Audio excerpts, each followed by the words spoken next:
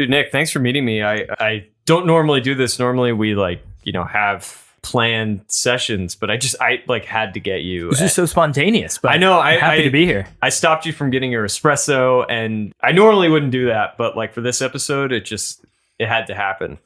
Well, what's up, man? You said, I got a text from you that said, like in all caps and no punctuation, Nick, I have good news. Come over now. Come over now. Yeah. Yeah. And then I said, hurry in all caps again. And so I did. Yeah. I didn't even run the 3 miles like I usually do. This seemed so important that I actually drove.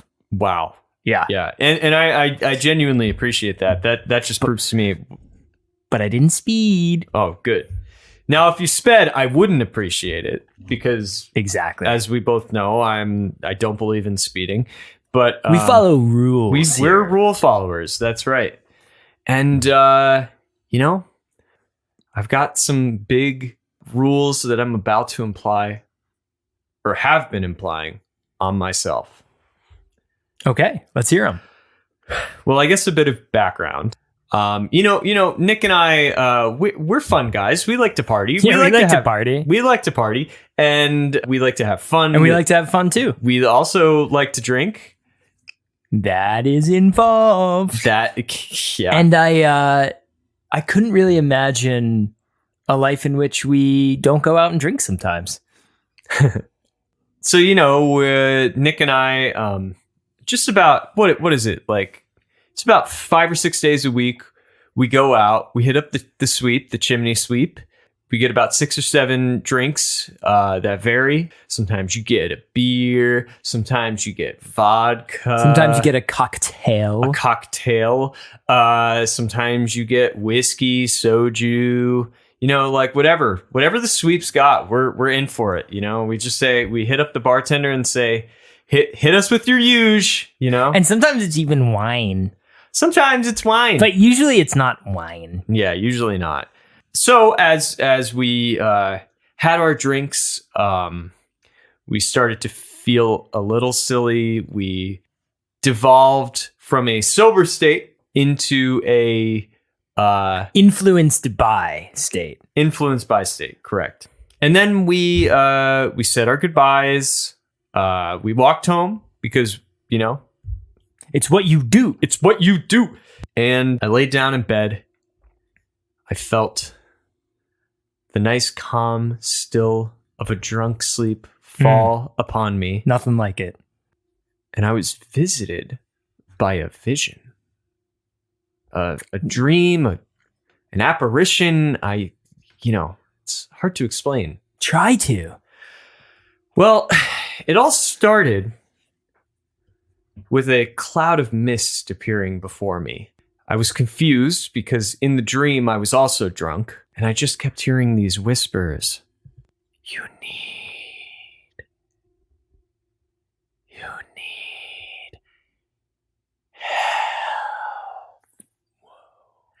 healthy living. No way. This is problematic. And I kept hearing, random assaults on my lifestyle choices. Very vague. So nothing was super specific saying, hey, you need to do Pilates, or like, hey, maybe like meditate more. But the thing my brain kept going back to, drinking. And I decided in that moment, I need to be sober. Whoa. Forever. Oh my God. And, this vision really guided me. And, I have a lot to thank for it, because let me tell you, I've now been sober for a while and I'm feeling really good, man. Feeling really good. So? Yeah, so? Well, I just feel healthy, I don't agree. What? That wasn't what I was here to do, man. I wasn't here to have a podcast where we disagree. This was more of a, when we do a housekeeping bit, I was just going to kind of be like, hey, here's some good news, and that's it. And I was going to shoot it out into the world, and everybody was going to listen and be like, wow, good for him. And like, Yeah, but the problem is I don't agree with your good news. What are you talking? This is Nick. This is outrageous. I really thought that you would be supportive of me through this. And, you know, I want to be. I really want to be. But I just can't. I just don't agree. You know what, Nick? Cue the podcast intro. That's right. This was all cold open. We are getting into it. What's up? This is the Experts Podcast. I'm Nick. And I'm Jake. We're experts who know everything, but we don't agree on any of it.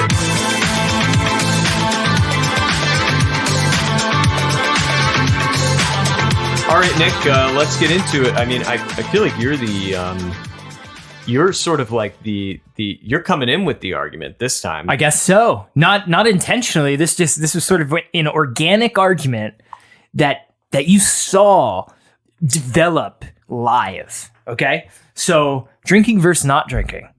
Obviously, I'm in support of consuming that alk. Mm-hmm. And Jake? Oh, you know me. I feel so good. Sober as a whistle is the expression. Okay. I've never heard that. Maybe it's because I just ignore it because it's dumb. So, alcohol. Why should you live a life with moderate consumption? There's a lot of good reasons to. First of all, life is too boring. It's just boring.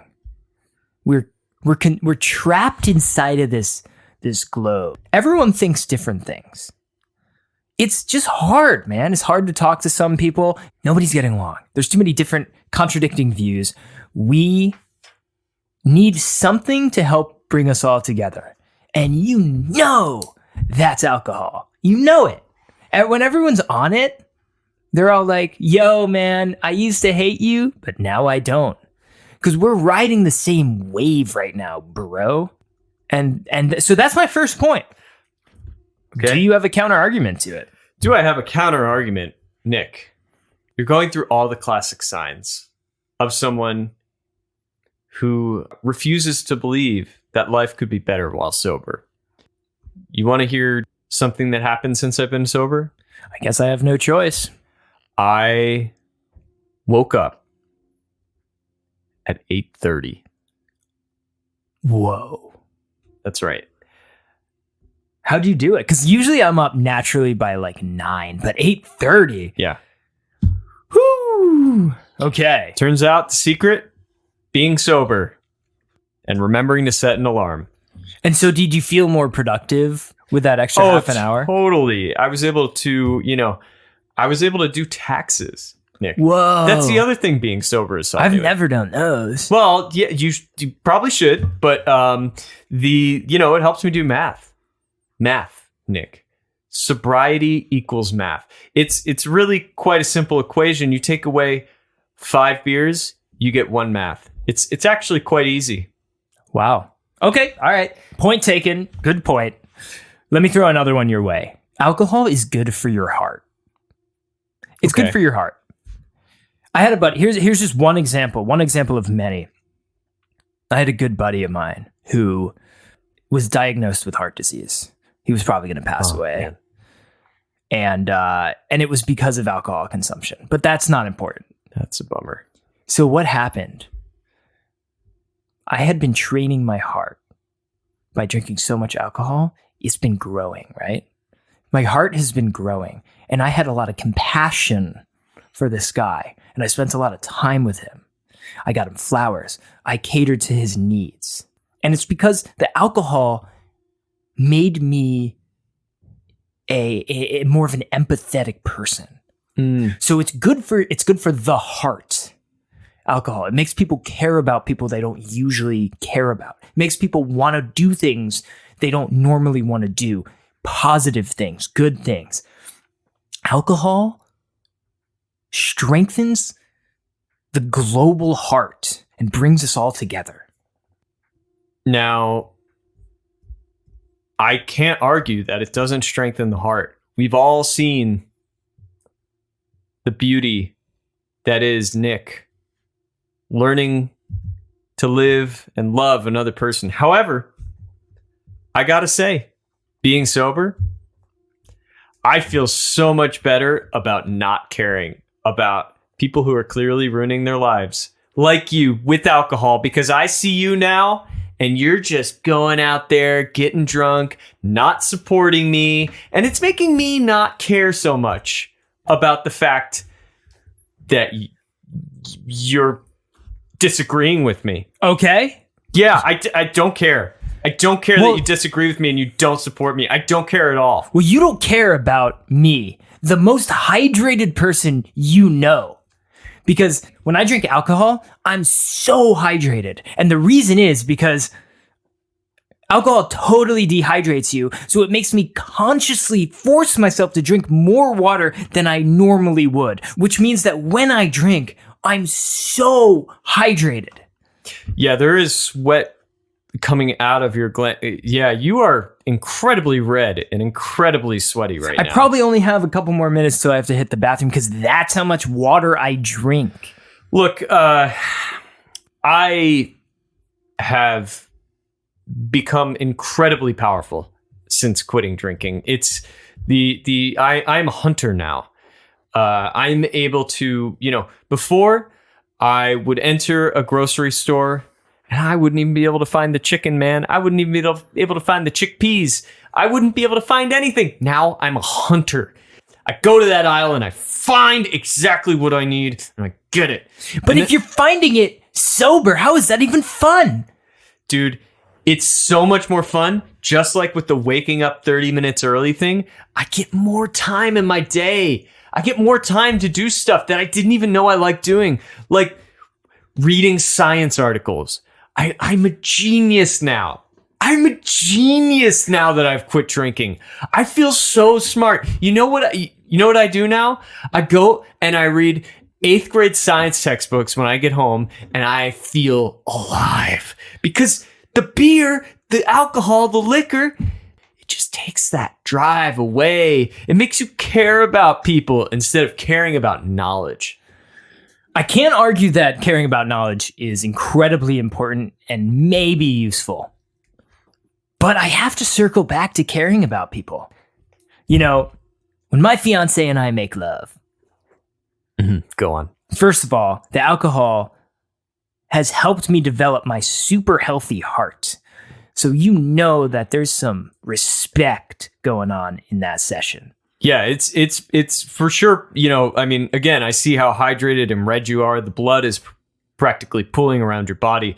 It's pumping things into parts of your body at an accelerated rate because of how high your blood pressure is, which is a bonus for you. Yeah, but I'm not talking about a healthy heart organ. I'm talking about a healthy heart right here.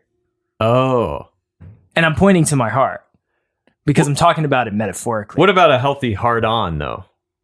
Well, yes. So another benefit to alcohol is that my duration was extended. So now, instead of when I was sober and I lasted only about 12 to 16 seconds. Yeah, traditional, yeah. I last a solid 48 to 52 seconds. And that is simply just respectful to my fiance, who deserves a longer lovemaking session. And that also circles back to having a healthy heart because I care to do that for her. It's a bang bang, you know what I mean? Two bangs, one stone. All I can tell you, Nick, is I feel good now. I exercise. I like go on like 5-minute walks now. That's because I don't drink. I eat well, because I'm hunting through the grocery store. I eat all the time. That's all I do is just eat. Whenever I drink, I just want to eat. So it's not like you're eating anymore. Yeah, that's true. You are eating a little more, but maybe I guess I just don't crave it. I do yoga, Nick. I learn. I do wait. I feel something. What's going on? Jake, what's going on? Something's Something's possessing me real quick.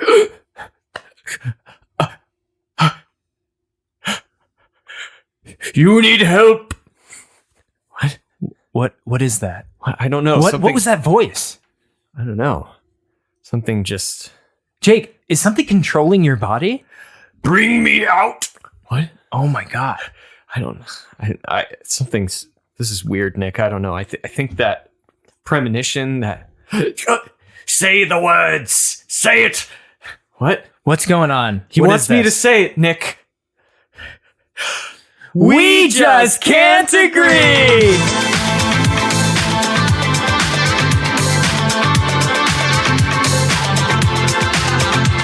Well, Nick, because this is so impromptu. Sorry, just getting over. What is that? Hold on. Give me a second. Oh, great sobriety vision.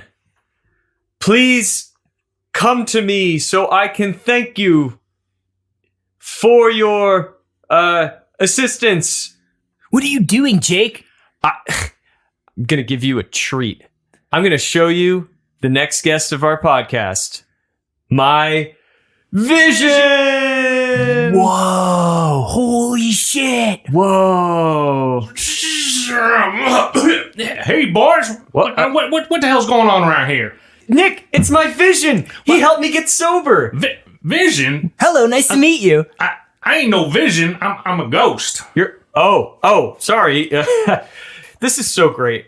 Look, I'm so happy you're here. I honestly cannot believe my eyes here in ethereal form. I just want to thank you, first off. I feel so much better thanks to your help.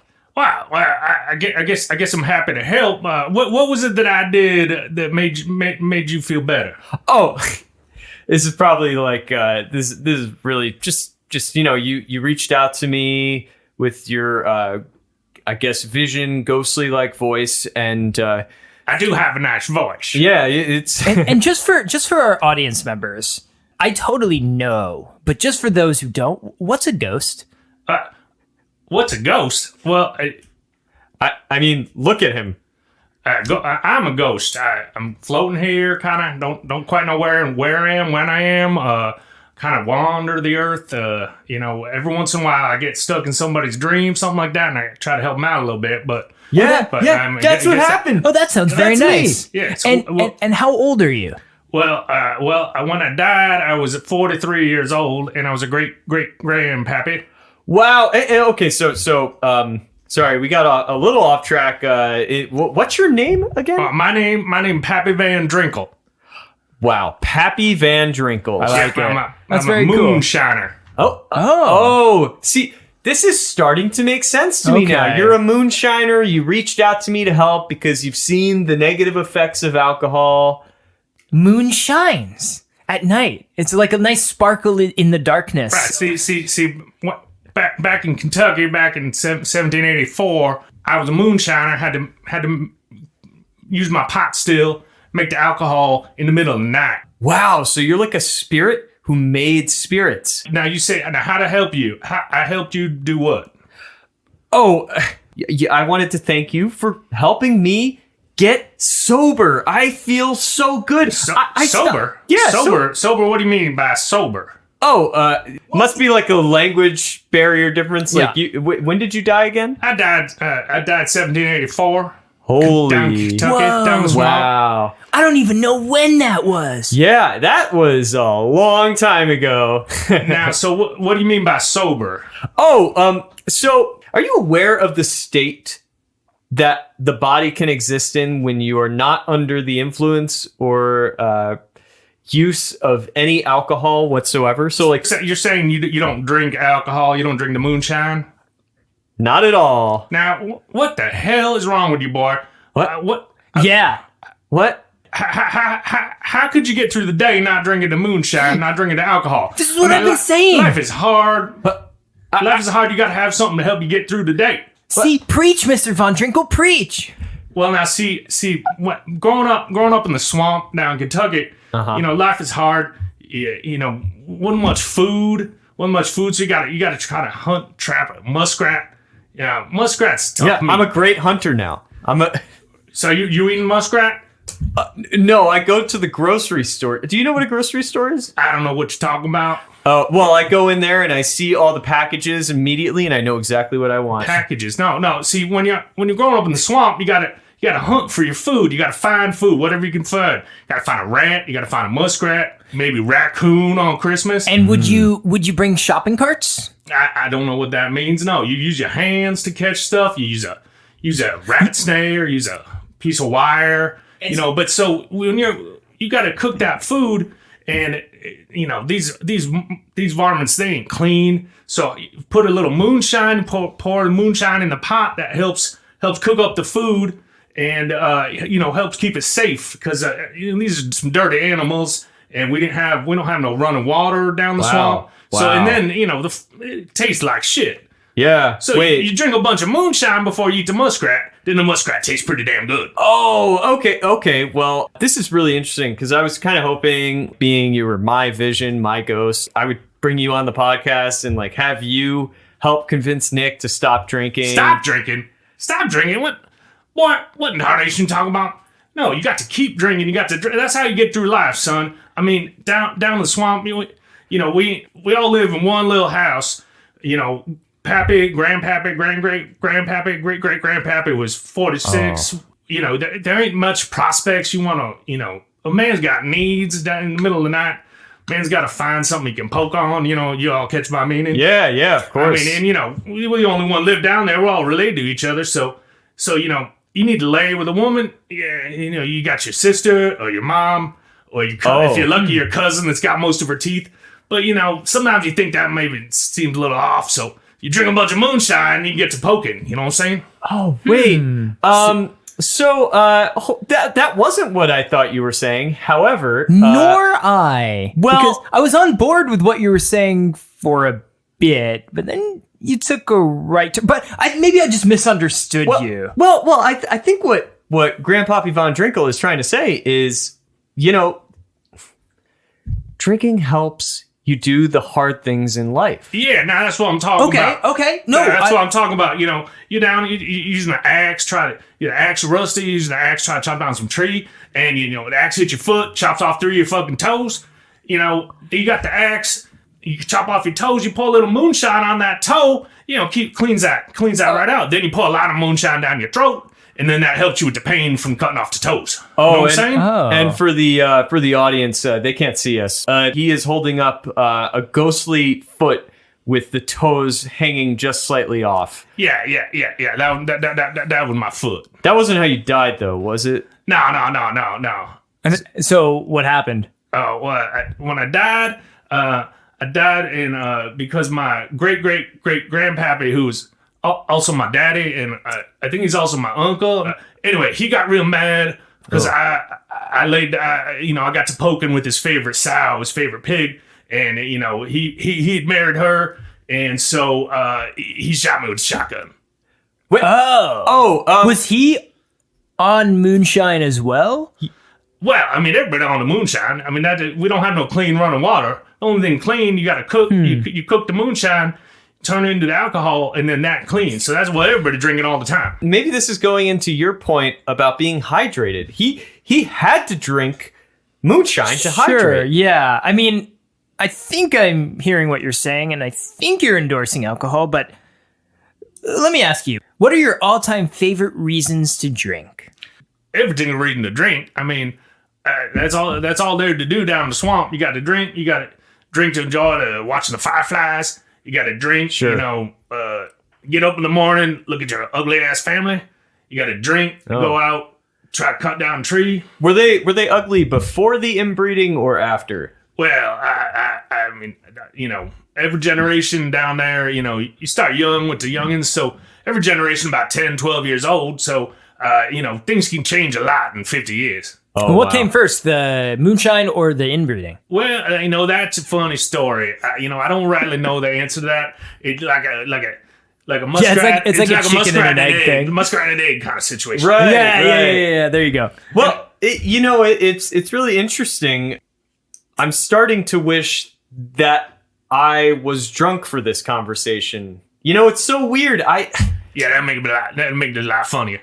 Yeah. You know, it's really strange too because I was starting to really enjoy being sober. It was this type of thing that I had really given a shot to, and I really thought that when I drank, I just felt terrible. Well, what is it? Is it something that I'm doing? Like, I thought being sober was the answer. No, man, I mean, everybody got to make their own choices in life. Like right now, I'm fixing to get up and out of here, see if I can go find that sexy cousin I had with 7 teeth. Is 7, huh? 7. Yeah, she had almost all her teeth. 7 teeth missing or 7 teeth existing? Well, I'm never much for the maths, but I think it's 7 teeth in her mouth. Okay. See, that was something that improved when I became sober. But I digress, though. I'm really starting to wish I was very drunk for this because I'm feeling a little disturbed and. But Jake, you've been sober this whole time. You're just gonna give in like that? I mean, hasn't it been? How long has it been? Let's see.